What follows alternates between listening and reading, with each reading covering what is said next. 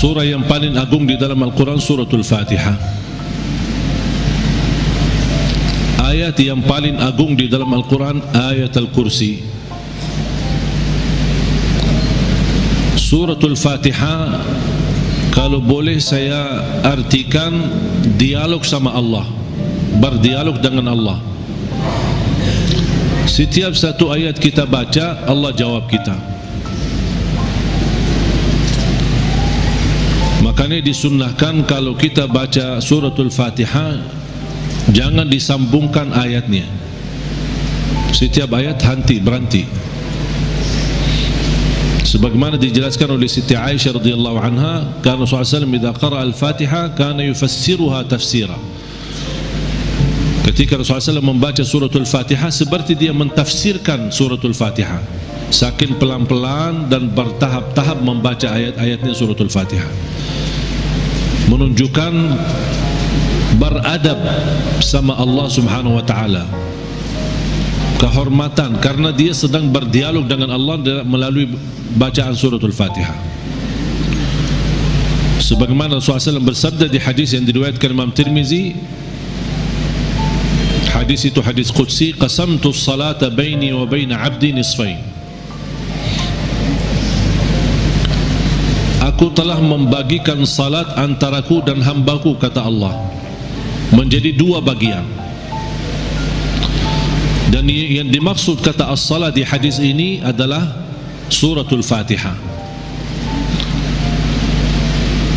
Ternyata suratul Fatihah memiliki banyak nama.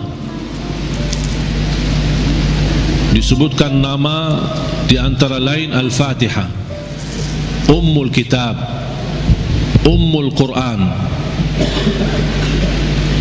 As-Salah, Asy-Syafiyah, Ar-Raqiyah, Al-Waqiyah,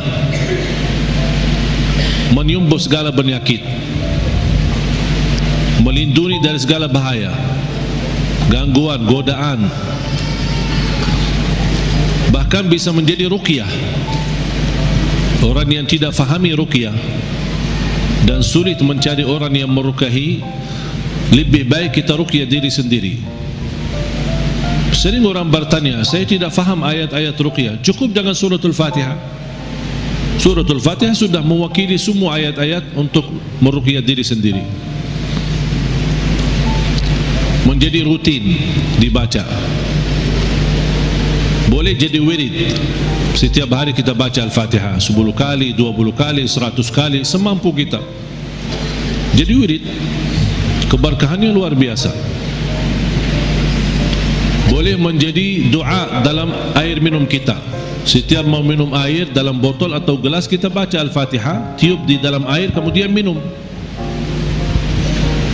Itu menjadi obat. Biasakan anak-anak kita minum air yang sudah dibacakan dalamnya suratul Fatihah. Jangan menunggu kiai, ustaz, habib datang untuk membacakan Al-Fatihah dalam air. Kita sendiri belajar.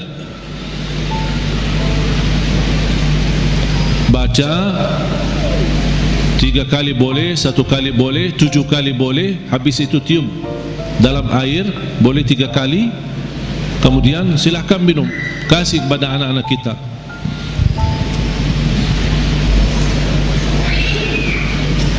Al-Fatihah sebagai obat menyembuhkan penyakit kita.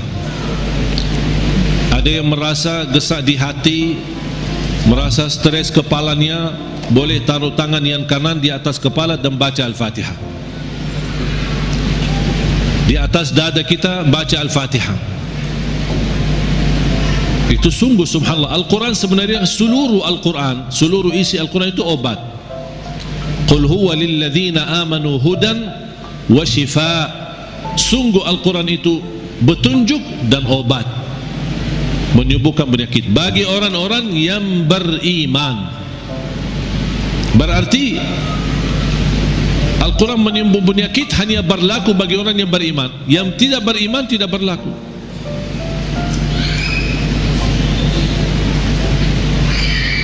Dan banyak hadis yang menunjukkan Al-Fatihah itu sebagai ruqyah. Sebagaimana hadis Abu Musa Al-Asy'ari radhiyallahu an ketika mengobati seorang kepala kampung. yang sambat sakit, kemudian dibacakan Al-Fatihah, kemudian faka'annama nashita min iqal, sampai dia sembuh seperti tidak pernah sakit sebelumnya. Dan mereka mencerita ketika mereka pulang ke Madinah bertemu Rasulullah SAW, mereka mencerita apa yang terjadi bersama orang kampung. Di antaranya kepala kampung yang sedang sakit, dibacakan Al-Fatihah, dia sembuh. Rasulullah SAW bersabda, wa ma yudrika annaha ruqyah, dari mana wahai Abu Musa kamu tahu itu ruqyah? Itu menunjukkan Rasul setuju dengan perilaku Abu Musa al-Ash'ari. Kembali kepada hadis yang diriwayatkan Imam Tirmizi, hadis yang qudsi, qasamtu salata baini wa baina abdi nisfain, aku telah membagikan salat antaraku dan hambaku. Ini Allah yang sedang bicara di hadis qudsi itu. Berarti salah satu nama suratul Fatihah as-salah namanya. Kenapa dinamakan as-salah? Karena tidak sah salat kita tanpa suratul Fatihah. Qasamtu salata baini wa baina abdi nisfain, aku telah membagikan salat itu antaraku dan hambaku dua bagian. Fa idza qara'a abdi alhamdulillahi rabbil alamin qala Allah hamadani abdi, ketika hamba berkata alhamdulillahi rabbil alamin qala Allah, Allah jawab. Cuba bayangkan jemaah sekalian, setiap satu ayat dari suratul Fatihah kita baca, Allah jawab kita. Makanya layaknya adab yang sempurna, jangan sambungkan suratul Fatihah. Allah jawab, kita hayati jawaban Allah subhanahu wa ta'ala. Alhamdulillahi rabbil alamin, Allah menjawab, hambaku telah memujiku. Alhamdulillahi rabbil alamin. Qala Allah hamadani abdi, hambaku telah memujiku. Ar-Rahmanir Rahim, qala Allah majjadani abdi, hambaku telah mengagungkanku. Malik yaumiddin, qala Allah athna alayya abdi, hambaku telah memuliakanku. Allah jawab setiap ayat. Iyyaka na'budu wa iyyaka nasta'in, Allah jawab, ini antaraku dan hambaku. Na'budu itu Allah, nasta'in kami memohon pertolongan kepada Allah. Berarti ada dua bagian. Ini antaraku dan hambaku kata Allah. Ini ada bagian untukku, ada bagian untuk hambaku. Iyyaka na'budu wa iyyaka nasta'in. Dan terpilih kata nasta'in memang sangat pas. Kenapa tidak terpilih iyyaka na'budu wa iyyaka natawakkal? Iyyaka na'budu wa iyyaka nasbir. Iyyaka na'budu wa iyyaka nu'min. Kenapa terpilih kata nasta'in? Karena kita tidak mampu menyempurnakan ibadah sebagai hak Allah tanpa pertolongan dari Allah. Berarti cocok kata nasta'in. Imam Ibnul Qayyim membuat satu buku gara-gara kalimat ini, Iyyaka na'budu wa iyyaka nasta'in. Bukunya 2 jilid, lebih dari 400 halaman, hanya membahas Iyyaka na'budu wa iyyaka nasta'in. Madarijus salikin fi manazili iyyaka na'budu wa iyyaka nasta'in. Sudah ada dalam bahasa Indonesia. Atau silahkan kalau keberatan membeli bukunya, mungkin mahal, bisa anda download di Google, Syekh Google. Buka nama bukunya Madarijus Salikin fi Manazili Iyyaka Na'budu wa Iyyaka Nasta'in. Selain buku ini yang sangat bagus yang dimiliki oleh Imam Ibnul Qayyim, buku yang kedua adalah Zadul Ma'ad. Zadul Ma'ad. Kata guru saya, fantasnya dan layaknya setiap orang muslim menyimpan buku ini di samping tidurnya, di tempat tidurnya. Sebelum mau tidur, baca walaupun 1 halaman dari buku itu. Kenapa? Karena buku Zadul Ma'ad termasuk buku yang terbagus membahas ibadah-ibadah dan sehari-hari Nabi Muhammad. Dan kita bisa terapkan setiap hari. Ini baca amalannya apa, ini baca amalannya apa, gimana tidurnya Rasul, gimana ibadahnya Rasul, gimana zikirnya Rasul, gimana makanannya Rasul, gimana perginya dan jalannya Rasul. Itu semua dibahas dalam buku itu, Zadul Ma'ad. Silakan buka di Google juga, banyak sih, Google hebat itu, semua ada. Karya Imam Ibnul Qayyim. Kalau anda bisa beli dua buku ini atau bisa download di internet, itu sangat bagus. Sudah ada dalam bahasa Indonesia. Iyyaka na'budu wa iyyaka nasta'in. Qala Allah, ini antaraku dan hambaku, dan apapun yang hambaku minta aku berikan. Coba gimana jawaban Allah? Iyyaka na'budu wa iyyaka nasta'in, ini antaraku dan hambaku, apapun hambaku meminta aku berikan. Habis itu apa yang diminta oleh hamba? Minta apa? Ihdinas siratal mustaqim. Tetap Allah masih jawab, ini untuk hambaku. Ihdinas siratal mustaqim, siratal ladzina an'amta alaihim. Allah jawab, ini untuk hambaku. Ghairil maghdubi alaihim waladdallin, ini untuk hambaku. Artinya Allah kabulkan doanya, karena ini doa. Makanya kita tutupi amin. Apa arti amin? Allahumma stajib, ya Allah mohon diterima. Itu makna amin. Mohon ya Allah, terima permohonan kami. Allah menjawab, ini untuk hambaku. Artinya Allah jawab dan kabulkan doa kita. Makanya ketika kita baca Al-Fatihah, kita merasakan berdialog dengan Allah. Dan suratul Fatihah, dua macam doa ada di dalamnya. Ada dua macam doa, doa ibadah dan doa masalah. Bukan masalah ya, masalah. Doa ibadah dan doa masalah. Apa beda doa ibadah sama doa masalah? Ini ada dua macam doa, dan dua-duanya ada di dalam suratul Fatihah. Doa ibadah yang isinya memuji Allah tanpa meminta. Doa ibadah memuji Allah tanpa meminta, tidak ada permintaan. Contoh, alhamdulillahi rabbil alamin. Apa permintaannya? Tidak ada. Cuman artinya apa? Memuji Allah. Segala puji bagimu ya Allah. Dan tidak ada kata yang terindah daripada kata alhamdu,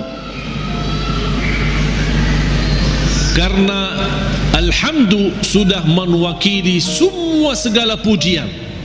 Artinya jamaah sekalian, kalau ada di antara kita yang tidak faham cara yang terbaik memuji Allah, tidak hafal kata-kata yang panjang dan indah, tidak hafal asmaul husna, aku ingin memuji Allah, cukup satu kata, alhamdulillahi rabbil alamin, mewakili segala pujian. Makanya kata ini sangat luar biasa. Kalau diartikan dalam bahasa Arab, segala puji bagimu ya Allah, artinya semua pujian bagimu ya Allah, segalanya. Makanya disebut kata itu doa ibadah, karena isinya memuji Allah tapi tidak meminta, tidak meminta apa-apa. Doa yang kedua, doa masalah, yang isinya memohon sesuatu. Memohon sesuatu. Contoh, ihdinas siratal mustaqim, itu kan ada permintaan, makanya disebutkan doa masalah.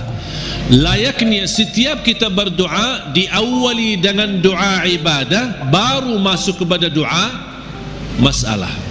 Itu adab, tata cara doa. Jangan langsung Mau berdoa, ya Allah ampuni, ya Allah. Puji dulu. Karena Allah senang mendengar pujian hamba. Allah senang. Buat Allah senang dulu, baru minta. Dan itu sudah dibuktikan oleh suratul Fatihah. Makanya saya selalu berkata, bagi orang awam yang tidak bisa berdoa, tidak mampu doa, tidak hafal doa, atau tidak memfahami bagaimana bisa berdoa, dia cukup membaca Al-Fatihah mewakili semua doa. Karena isinya doa ibadah ada, memuji Allah tanpa meminta, dan juga ada isinya doa masalah. Boleh enggak saya baca Al-Fatihah supaya anak saya mendapatkan hidayah, supaya anak saya disembuhkan oleh Allah, supaya saya dapat jodoh, supaya saya diberikan kemudahan? Doa. Al-Fatihah mewakili semua doa bagi orang yang tidak faham doa atau tidak bisa berdoa.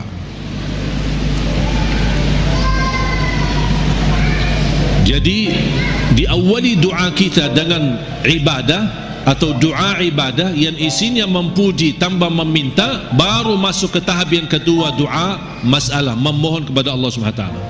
Dan juga tolong jemaah sekalian perhatikan, habis dibacakan Al-Fatihah sampai iyyaka na'budu wa iyyaka nasta'in, belum meminta apa-apa. Kita memuji Allah, mengagungkan Allah, memuliakan Allah, kemudian kita mengaku sebagai hamba Allah, dengan kita ikrarkan iyyaka na'budu, itu hakmu ya Allah, dan kami memohon pertolongan. Dan pertama permohonan bertolongan kepada Allah, dan yang terbaik pertolongan yang kita mohonkan kepada Allah adalah minta hidayah kepada jalan yang lurus. Jemaah sekalian, ayat Al-Fatihah disusun itu betul-betul rapi, tidak sembarangan kata-kata yang terpilih, termasuk meminta hidayah.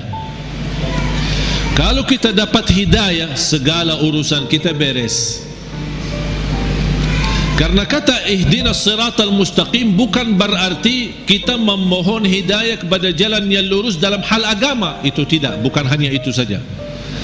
Tapi ihdinas siratal mustaqim dalam mengurusi rumah tangga, ihdinas siratal mustaqim dalam mendidik anak, ihdinas siratal mustaqim dalam mencari nafkah dan rezeki, ihdinas siratal mustaqim dalam kehidupan kami sehari-hari, ihdinas siratal mustaqim dalam beribadah, ihdinas siratal mustaqim dalam ikhlas, ihdinas siratal mustaqim dalam sabar, ihdinas siratal mustaqim dalam syukur. Semua hal-hal yang kita butuhkan, dunia maupun akhirat, ibadah maupun tidak ibadah, beramal apapun, kita memohon petunjuk hidayah kepada jalan yang lurus. Artinya kita memohon melalui ayat ini, kita berharap segala aktivitas kita bisa mendapatkan yang terbaik di jalan Allah. Ihdinas siratal mustaqim, berilah Allah petunjuk kepada jalan yang lurus, yang terbaik. Yang terbaik ikhlas, yang terbaik rumah tangga, yang terbaik mendidik anak, yang terbaik dalam menjaga diri, yang terbaik melindungi diri, yang terbaik mencari nafkah dan rezeki, yang terbaik mencari kerjaan yang baik, yang terbaik dalam beribadah, yang terbaik dalam tahajud, yang terbaik dalam majlis ilmu, yang terbaik dalam menghafal Al-Quran. Semua kita berharap melalui ihdinas siratal mustaqim sudah termasuk segala yang kita inginkan, dan kita hanya meminta bukan sesuatu yang baik, tapi yang terbaik. Ihdinas siratal mustaqim. Contohnya seperti apa? Siratal ladzina an'amta alaihim. Ya Allah, kami memohon petunjuk kepada jalan yang lurus sebagaimana ada hamba-hambamu yang telah mendapatkan karunia nikmat-nikmatmu. Siratal ladzina an'amta alaihim. Ya Allah, kami ingin dapat seperti mereka. Seperti Sayyidina Abu Bakar, seperti Sayyidina Umar, seperti Sayyidina Utsman, seperti Sayyidina Ali, seperti Siti Khadijah, seperti Siti Aisyah. Kita ingin seperti mereka, siratal ladzina an'amta alaihim. Janganlah ya Allah seperti orang-orang yang dimurkai oleh Allah atau orang yang tersesat. Ghairil maghdubi alaihim waladdallin. Ya Allah, jauhkan, lindungilah kami dari situ, dari hal-hal yang mendapatkan kemurkaan-Mu. Kami tidak mau.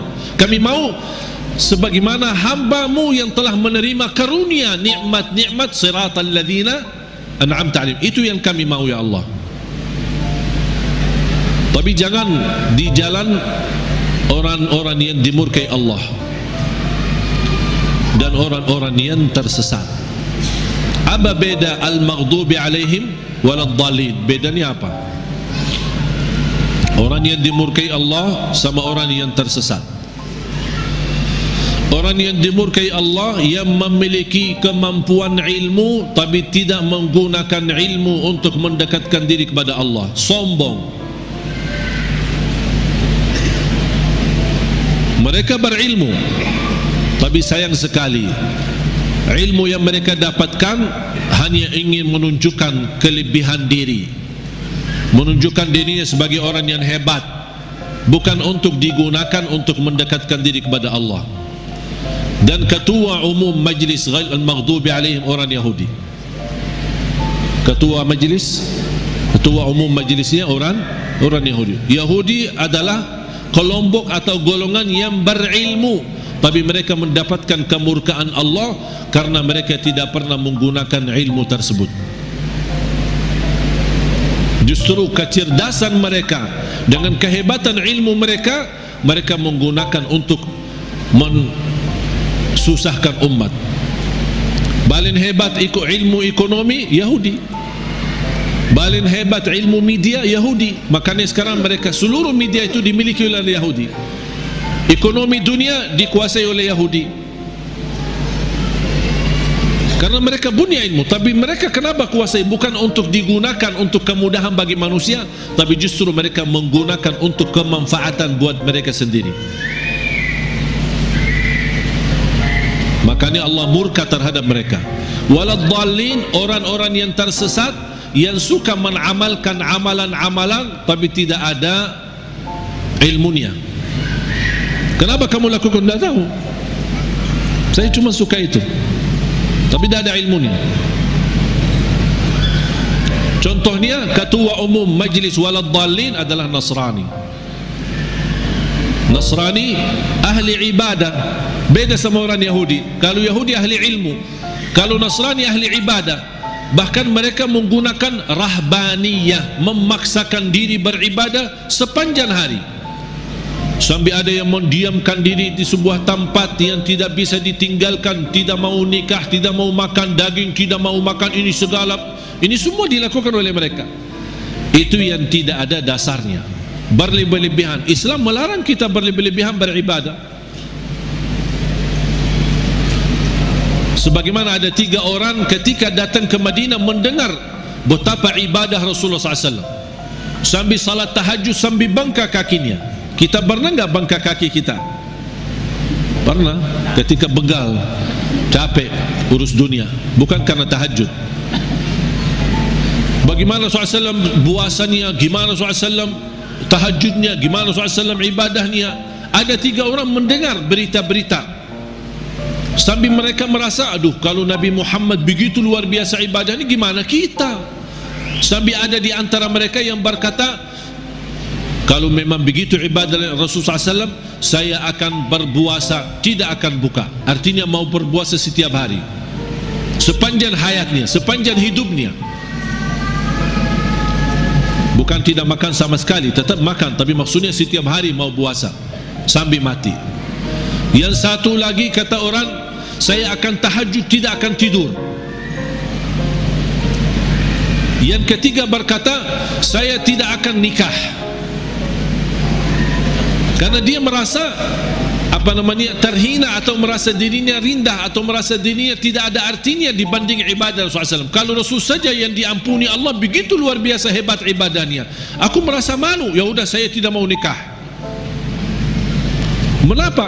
Agar saya kosongkan waktu saya untuk beribadah, mendekatkan diri kepada Allah. Ada di antara mereka yang di riwayat lain disebutkan, saya tidak mau makan daging. Berita ini, bercakapan mereka ini, berbicaraan mereka ini sampai ke telinga Rasul. Rasul naik mimbar. Ma balu aqwamin, menapa ada kaum atau berkataan-berkataan seperti ini?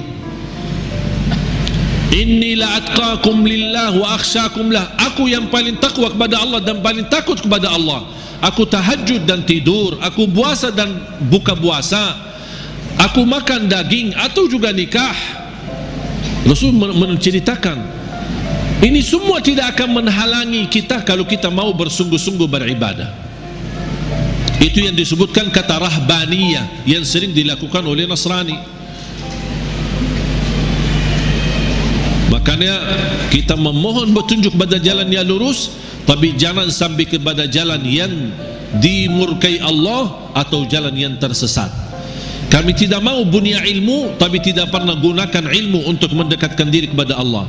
Saya tidak mau juga beramal tanpa ilmu, karena saya khawatir nanti jadi orang yang tersesat. Amin. Allahumma terima. Ya Allah, mohon diterima.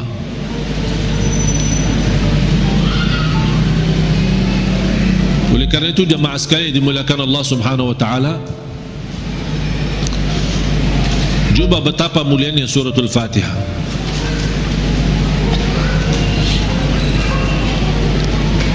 Saya hanya menyampaikan sejarah singkat. Saya belum membahas sejarah detail.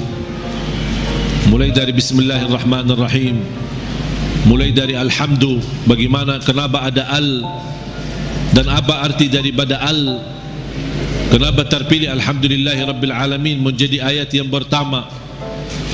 Ada juga berbeda pendapat bismillahirrahmanirrahim adalah ayat yang pertama. Makanya kalau sebagian ulama menganggap bismillahirrahmanirrahim ayat yang pertama, makanya dijahar dalam salatnya. Makanya kita perhatikan rata-rata Al-Quran itu selalu bismillahirrahmanirrahim. Al-Fatihah ada ayat nomor 1. Dibandingkan bismillah di surah yang lain tidak ada angka. Betul? Karena itu berbeda pendapat antara ulama. Apakah bismillah itu salah satu ayat dari suratul Fatihah atau tidak? Walaupun sebagian besar memilih bismillah salah satu dari surat Al-Fatihah, sebagian besar. Sebab ayat suratul Fatihah ini bismillah, apakah ayat pertama atau tidak? Muncullah persoalan yang kedua, apakah boleh jahar atau tidak? Kalau tidak dijahar tetap boleh atau tetap mewajibkan atau membaca bismillah. Bagi orang yang suka baca sir, tetap baca bismillah karena dia sebagian dari surat. Jangan Allahu Akbar baca doa iftitah langsung alhamdulillahirabbil alamin. Mana bismillahnya? Tetap dibacakan walaupun sir, tidak dijahar. Menurut saya bagi soal jahar atau sir tidak masalah. Keras suara atau tidak keras suara tidak masalah. Bagi saya tidak masalah. Dan saya selalu sesuaikan. Masjid yang suka keraskan suara dengan bismillah, saya suka tanya kalau diminta jadi imam. Kalau jahar bismillah saya jahar. Kalau disirkan tidak dikeraskan, saya tidak keraskan. Qunut subuh, kalau dia masih baki qunut subuh dan saya diminta jadi imam, saya baki qunut subuh. Kalau masih tidak baki qunut subuh, saya tidak baki qunut subuh. Saya tidak suka maksa. Enggak, saya tidak mau qunut subuh. Kalau saya jadi imam, saya tidak mau qunut subuh. Kenapa? Ini bid'ah, ini sesat semua. Nah, gampang, alhamdulillah, hal berbeda, tidak masalah. Yang saya paling suka masjid netral. Ketika saya masuk masjid, saya suka tanya ketika diminta jadi imam, karena mereka berharap mudah-mudahan ini. Padahal saya suka mundur, saya tidak mau jadi imam karena pensiun jadi imam.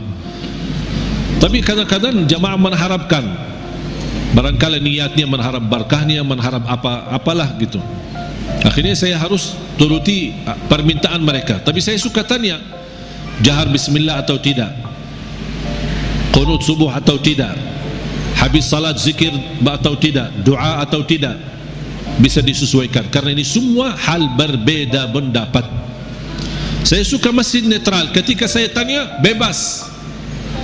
Mau jahar boleh, tidak jahar boleh, kunut boleh, tidak kunut boleh, bebas kami, tidak masalah.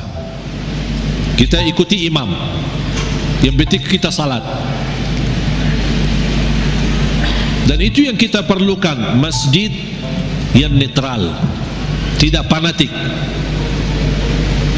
supaya kita bisa bersama-sama.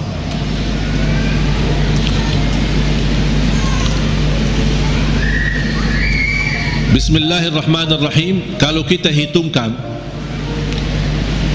Al-Fatihah berapa ayat? Berapa? 7. Itu sudah disepakati. Itu sudah disepakati. 7 ayat. Sekarang gimana kita bisa jelaskan? Kalau Bismillah sebagian dari suratul Fatihah, gimana kalau kita hitungkan ayatnya? Ayo kita mari sama-sama hitung. Bismillahirrahmanirrahim 1, Alhamdulillahirabbil alamin 2, Ar-Rahmanir-Rahim 3, Maliki yaumiddin 4, Iyyaka na'budu wa iyyaka nasta'in 5, Ihdinas siratal mustaqim 6. Berarti tinggal berapa? 1 ayat. Siratal ladzina an'amta 'alaihim ghairil maghdubi 'alaihim waladdallin. 1. Berarti jadi berapa? 7. Bagi ulama yang berpendapat Bismillah tidak sebagian dari suratul Fatihah, tidak dihitung sebagian dari ayat suratul Fatihah, berarti ayo coba kita hitung. Kalau dikeluarkan Bismillah, mari kita hitung ayat pertama apa? Alhamdulillahirabbil alamin 1, terus Ar-Rahmanir-Rahim 2, terus 3, 4, 5.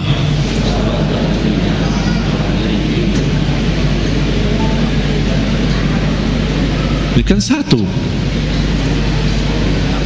Siratal ladzina an'amta 'alaihim ghairil maghdubi 'alaihim waladdallin 1. Berarti berapa? 6. Terus 7-nya mana? Siratal ladzina an'amta 'alaihim putus ghairil maghdubi 'alaihim. Ulama yang menganggap Bismillah tidak sebagian dari ayat suratul Fatihah, Siratal ladzina an'amta 'alaihim, stop 1 ayat. Itu yang menjadi yang ke-6. Ghairil maghdubi 'alaihim waladdallin yang ke-7. Karena siratal ladzina an'amta 'alaihim sudah sempurna makna. Kalau kita berhenti sudah selesai, makna jelas, sempurna, tidak ada kaitan dengan selanjutnya. Makanya dianggap itu 1 ayat. Walaupun rata-rata Al-Quran yang kita lihat semuanya tidak ada angka di situ kan? Karena apalagi yang di Madinah yang menuliskan Al-Quran ini, salah satu ulama namanya Syekh Uthman Taha, penulis Al-Quran di kota Madinah, dia mengikut mazhab Imam Syafi'i. Makanya dia menuliskan Bismillah ayat nomor pertama. Dan itu yang diberlakukan oleh sebagian besar di mana-mana, di Mesir, di mana-mana selalu Al-Quran kita perhatikan selalu Bismillah ayat yang pertama. Yang saya ingin sampaikan, yang kita sudah fahami, Al-Fatihah 7 ayat. Jahar Bismillah, tidak jahar Bismillah itu tidak masalah. Yang penting kita bisa memperhatikan bacaan-bacaan kita, khususnya suratul Fatihah. Kalau bisa berlahan-lahan, bertahap-tahap, tidak sambungkan ayatnya, karena kita ingin menhayati, berdialog dengan Allah Subhanahu wa ta'ala. Sudah jelas? Oleh karena itu jamaah sekalian, mari kita sama-sama belajari, dalami suratul Fatihah, surah yang paling agung di dalam Al-Quran, surah yang luar biasa, memiliki keistimewaan, memiliki keberkahan yang dahsyat. Jangan kita hanya membaca sampai 17 kali di dalam salat fardu tapi tidak merasakan sedikit apapun dalam hati kita. 17 kali itu minimal, tapi kita tidak merasa apa-apa, seperti ayat-ayat yang lain. Padahal suratul Fatihah ini kalau betul-betul kita bisa fahami dan belajari dan mendalaminya, wallahi bakal nangis Saking agungnya dan indahnya suratul Fatihah. Cukup keindahan di dalamnya kita berdialog dengan Allah. Kita hamba yang masih banyak dosa, yang masih kotor, yang tidak banyak kekurangan, yang tidak banyak sempurna, banyak kekurangan ikhlas kita dan banyak kekurangan khusyuk kita. Tapi ketika kita baca Al-Fatihah, Allah masih berkenan menjawab kita di setiap ayat yang kita baca. Oleh kerana itu, hayati Bismillahirrahmanirrahim dengan artinya dan maknanya yang segitu dalam. Alhamdulillahi Rabbil Alamin, segala puji bagimu ya Allah. Dan Allah menjawab kita, hambaku telah memujiku. Makanya saya senang ketika baca Al-Fatihah, apalagi kalau lagi sendirian, lebih menikmati. Ketika jadi imam memang terbatasi. Kalau kita ingin berlama-lama baca Al-Fatihah ketika jadi imam, orang takut nanti di belakang fikir kita lupa ayatnya. Alhamdulillahi Rabbil Alamin, Ar-Rahmanir-Rahim. Kita kan lagi hayati, jadi bingung kan. Diam sebentar aja langsung dijawab. Saya ingin menghayati, memberi kesempatan Allah menjawab saya agar saya bisa merasakan jawaban Allah. Ar-Rahmanir-Rahim, Maliki Yawmiddin, Iyyaka na'budu wa iyyaka nasta'in, Ihdinas siratal mustaqim, Siratal ladzina an'amta 'alaihim ghairil maghdubi 'alaihim waladdallin.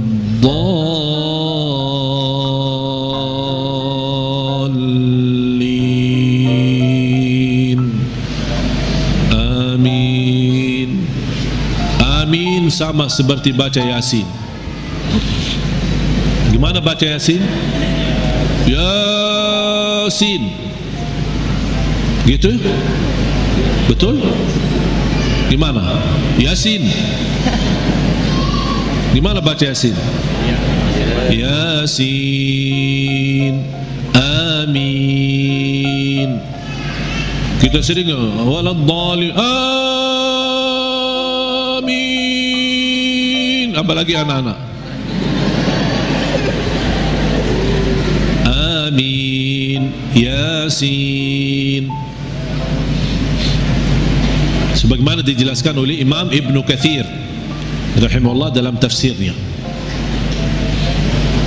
Mudah-mudahan pertemuan ini kita kupas walaupun sedikit dari suratul Fatihah.